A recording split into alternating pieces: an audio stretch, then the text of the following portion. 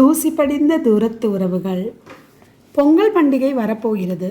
வீடெல்லாம் சுத்தம் செய்யணும். மேலே இருந்து பழைய பொருட்களை எடுத்து தூசி தட்டும்போது தூரத்து உறவுகளின் வாழ்த்து அட்டைகளை பார்க்கும்போது தான் தெரிகிறது எவ்வளவு அருமையான வாழ்த்துக்களுடன் பொங்கலை வரவேற்போம் என்று. பொங்கல் வருவதற்கு முன்பே தெற்கு தெரு அன்னங்கடையில் பொங்கல் வாழ்த்து அட்டைகள் விற்பாங்க.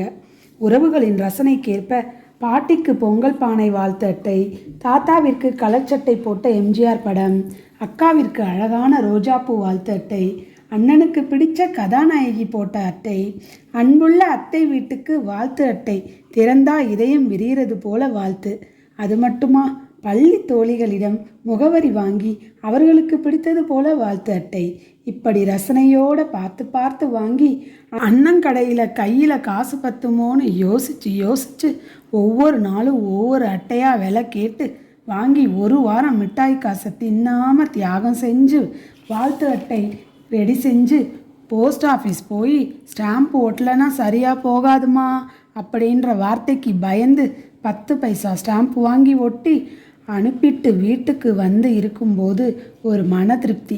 அப்பாடா, பொங்கல் வந்துட்டே இருக்குன்னு தோணும்போது சார் போஸ்ட் அப்படின்னு நம்ம வீட்டுக்கு வாழ்த்து அட்டை வரும். எப்படிங்க, நாம் வாழ்த்து அனுப்பின உறவுகளெல்லாம் நமக்கு வாழ்த்து அட்டை அனுப்புவாங்கல்ல.